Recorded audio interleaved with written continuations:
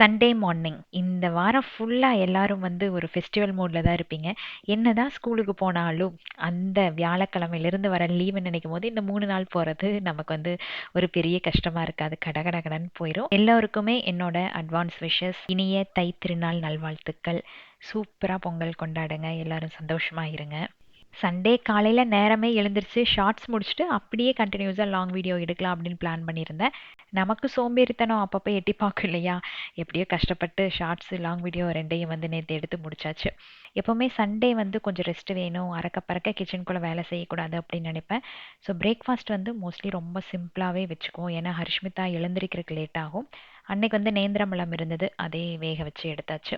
இந்த இட்லி தோசை இப்படியே தானே வாரம் முழுக்க சாப்பிட்றோம். அதனால ஒரு சண்டே வந்து இந்த மாதிரி பழம், பிரெட்டு, கஞ்சி இந்த மாதிரி மாற்றி மாற்றி எடுத்துக்குவோம். சண்டே மோஸ்ட்லி எல்லாத்து வீட்லேயும் நான்வெஜ் இருக்கும். ஸோ பிரேக்ஃபாஸ்ட் எப்படி பிளான் பண்ணுவீங்கன்னு சொல்லுங்கள்.